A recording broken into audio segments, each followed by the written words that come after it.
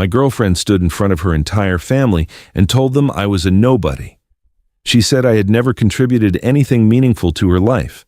She laughed and said the man standing next to her, the one in the expensive suit, was everything I could never be. I didn't argue. I didn't raise my voice. I simply looked at her for a long moment, then I turned around, walked to the bedroom, and packed my bag. None of them stopped me.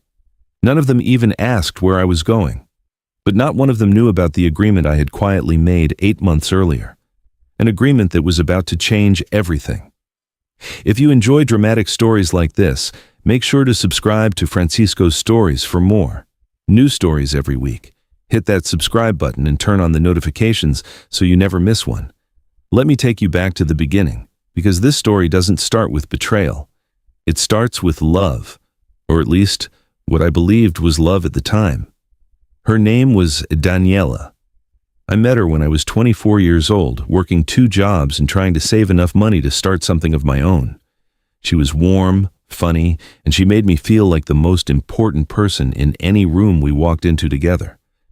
In those early months, I thought I had found something rare, something worth protecting. Daniela's family ran a small catering business. Her mother, Rosario, had started it years ago out of necessity after Daniela's father passed away.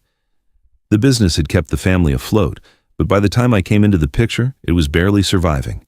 They had old equipment, no real marketing, no system for managing orders.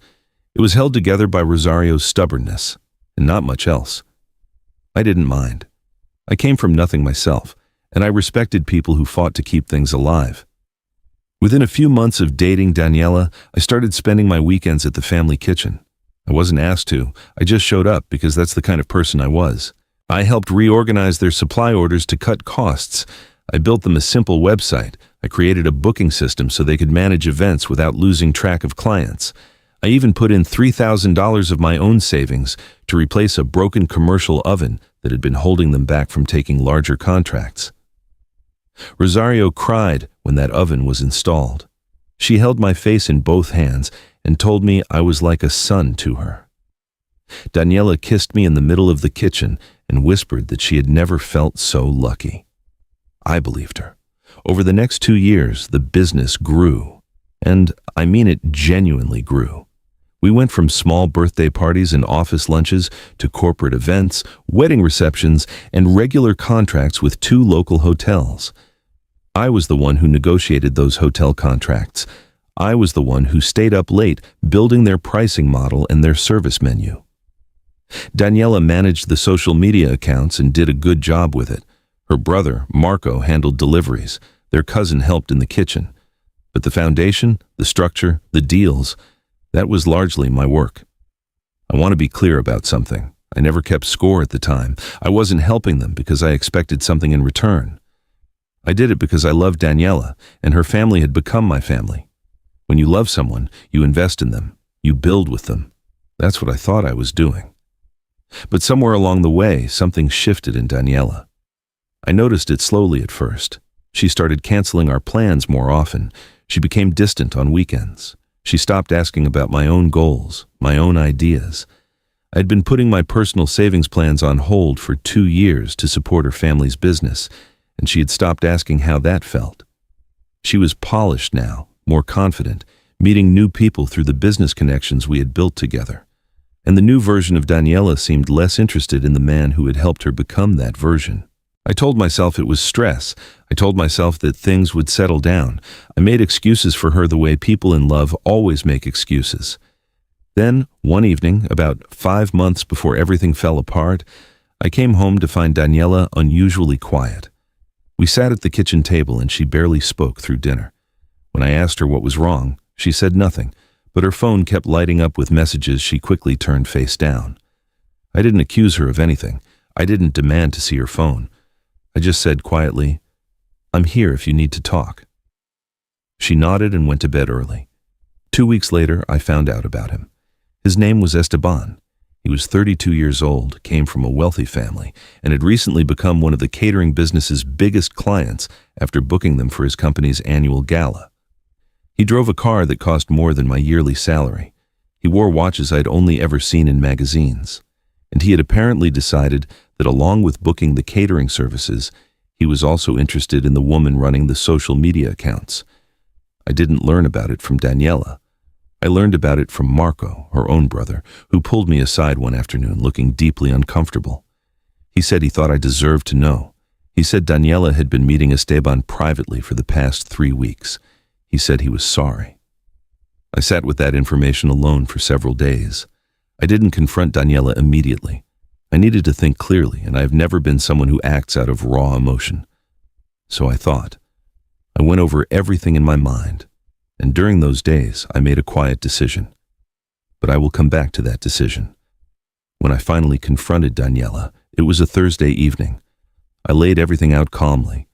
I told her what I knew. I told her I wasn't angry. I told her I was hurt and that I deserved honesty.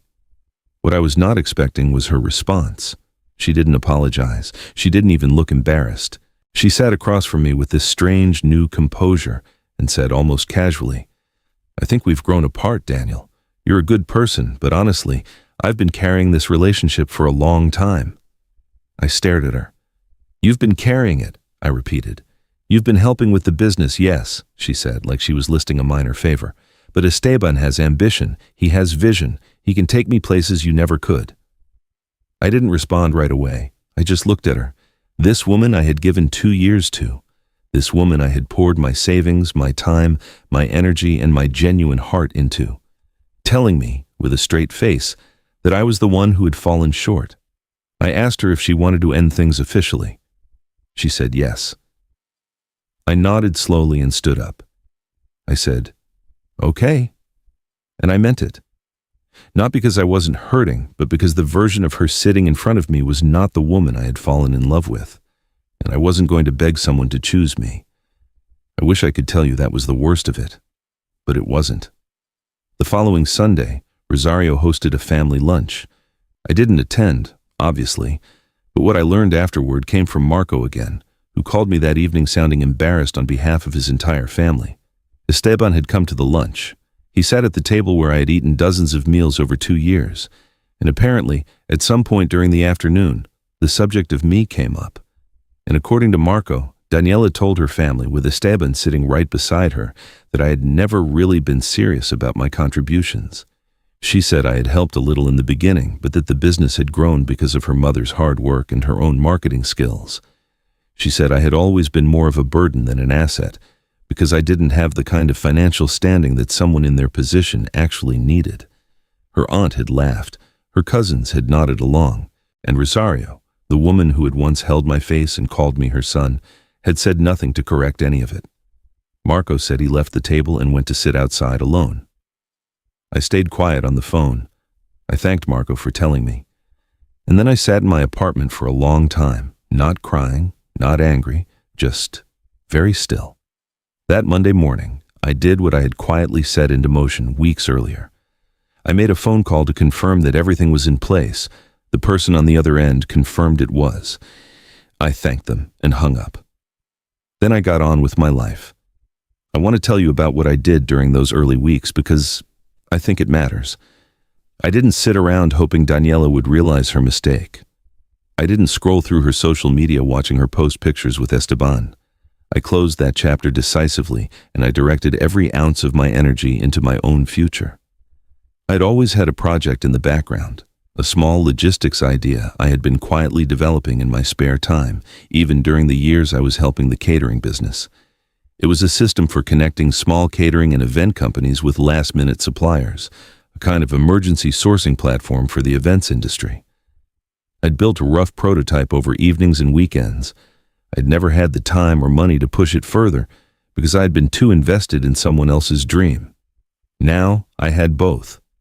Within 6 weeks of leaving Daniela, I had a working version of the platform. Within 10 weeks, I had my first 3 paying clients. I was working 16-hour days and sleeping 5 hours a night, and I had never felt more alive. Because I was building something that was entirely mine. Nobody could take credit for it. Nobody could look at it and say it was a minor contribution. It existed because of me, and only me.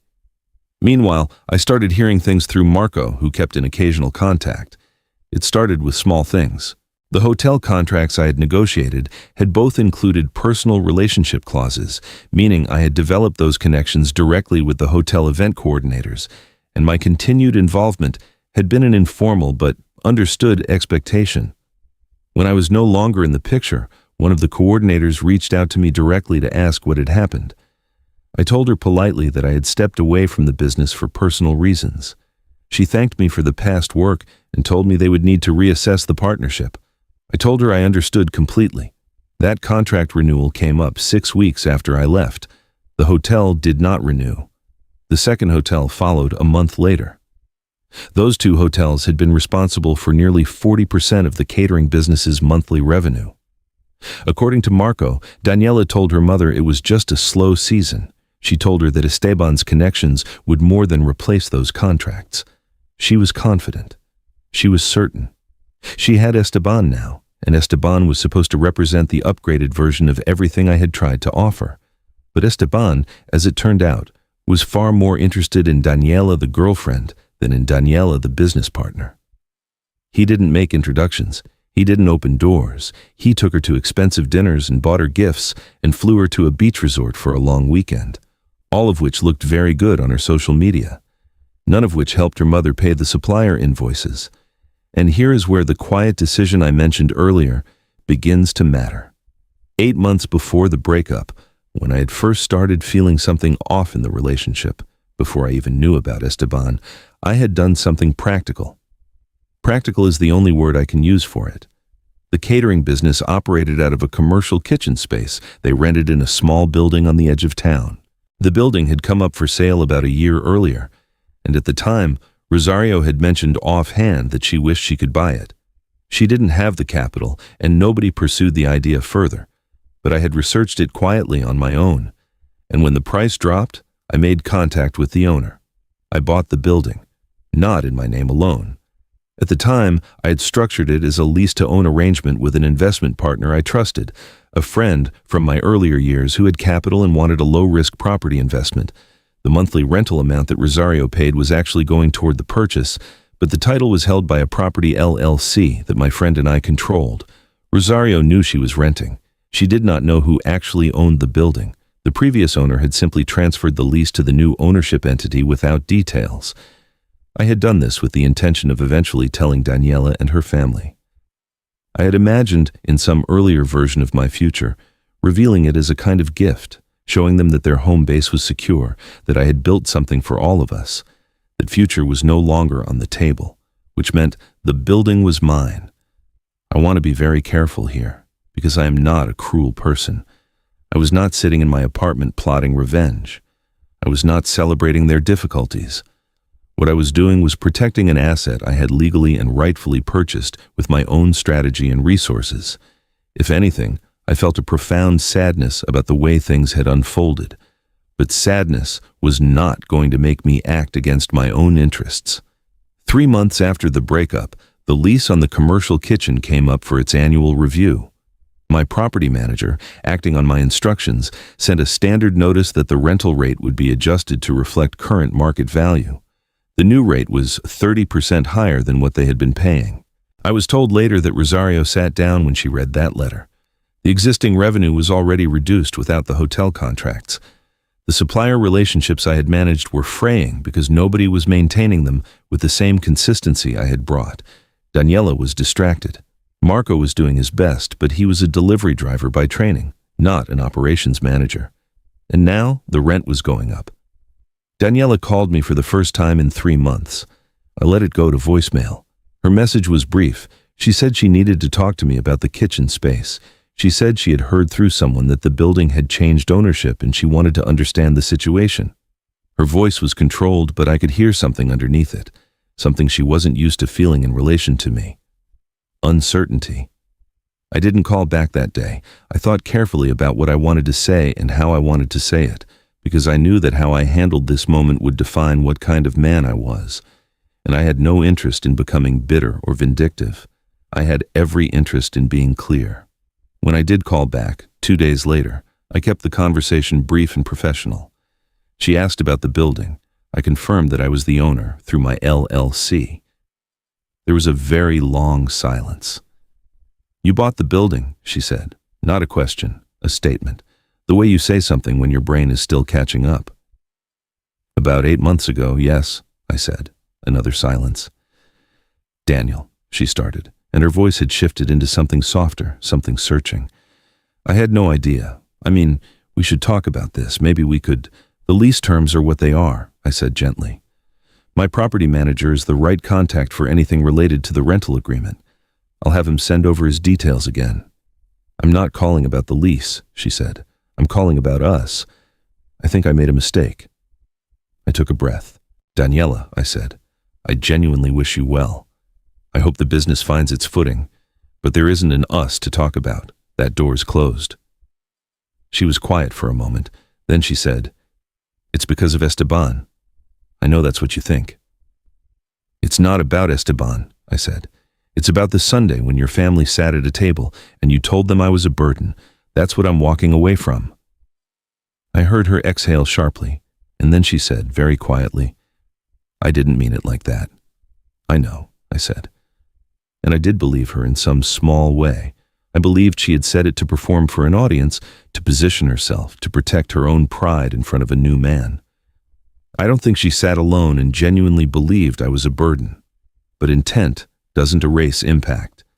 And some things, once said, cannot be unsaid. We ended the call shortly after. In the weeks that followed, I heard more through Marco. The business was struggling badly now.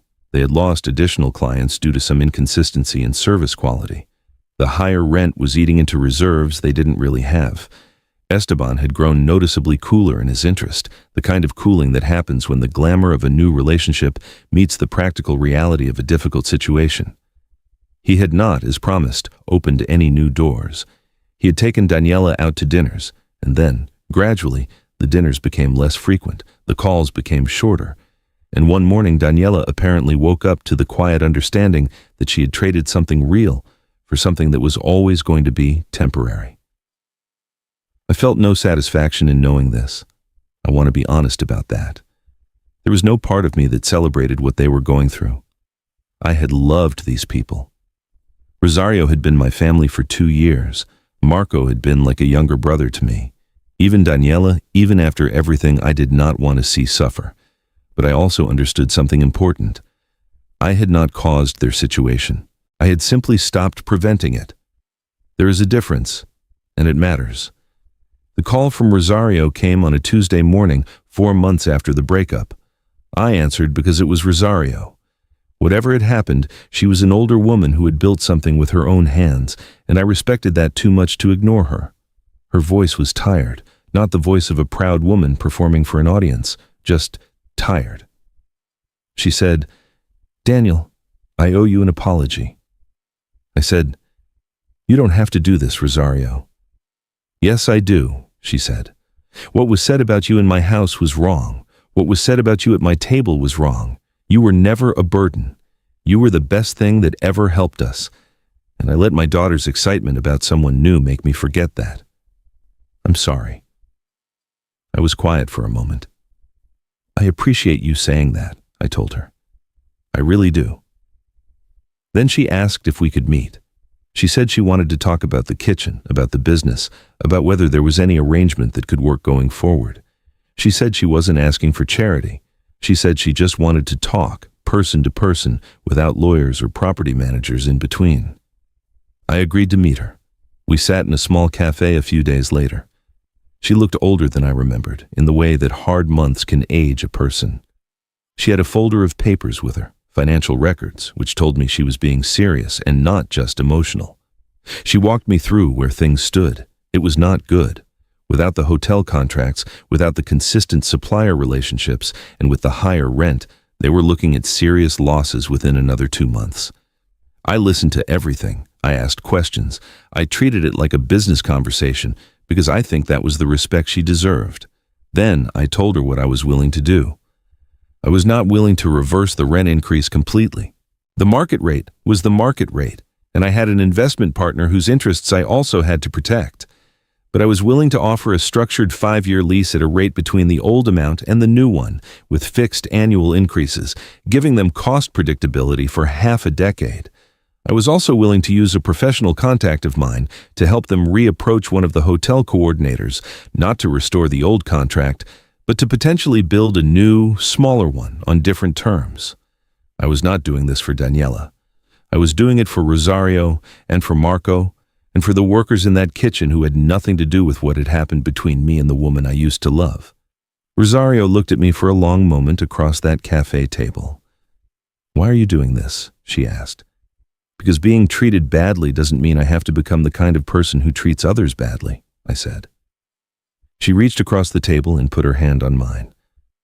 "My daughter was a fool," she said simply. I smiled, just a little. "She was young," I said, "and she thought that something shinier meant something better. It's a common mistake." We worked out an agreement that afternoon. Nothing dramatic, nothing that made anyone a winner or a loser in some grand story. Just a practical path forward for people who had once been something like a family to me. I want to tell you where things stand now, because this story is not really about revenge. It never was. It's about what you build when you're no longer trying to prop up something that was quietly falling apart. My logistics platform has been running for 7 months. We have 42 paying clients across 3 cities. 2 weeks ago, I signed a partnership agreement with a regional events company that will expand our reach significantly. I am 27 years old, and for the first time in my adult life, everything I have built belongs entirely to me. I don't think about Daniela very often. When I do, it's not with bitterness, it's with a kind of quiet clarity. She taught me something I needed to learn. She taught me that there is a version of love that asks you to keep giving without ever asking whether what you're giving is being truly received. That kind of love is not generosity. It is, over time, a slow disappearance of yourself. I think about the man I was at the beginning of that relationship, how much I poured into a foundation that was never fully mine to build on. And I don't regret it, because it made me understand exactly what I was capable of. If I could help someone else's family business grow by that much, just imagine what I could do when I was building for myself. Marco called me last month, just to catch up. He said the business was stabilizing. He said his mother was relieved. He said Daniela was doing okay, working more in the business now, taking it more seriously. He didn't mention Esteban, and I didn't ask. At the end of the call, Marco said, "I want you to know, I never thought you were a burden. I always thought you were the best thing in that house." I thanked him. And I meant it. Because that is the thing about quiet people who work hard and love deeply and then walk away without making a scene. The noisemakers assume the silence means weakness. They assume the person who doesn't argue, who doesn't beg, who doesn't chase, has nothing left to say. But sometimes the silence is the confidence of someone who already knows how the story ends. I walked out of that house with my bag and my dignity. I had no idea I was also walking toward the best chapter of my life. But I wasn't surprised when it came, because I had been building it quietly all along. And that is the only kind of power worth having. Not the power to tear someone else down, but the power to build something so solid, so genuinely yours, that nothing anyone says about you at a Sunday lunch table can ever touch it. I'm Daniel, and that is my story. If this story stayed with you, make sure to subscribe to Francisko's Stories. Share it with someone who needs to hear it today. And remember, the ones who walk away quietly are often the ones who were carrying everything all along.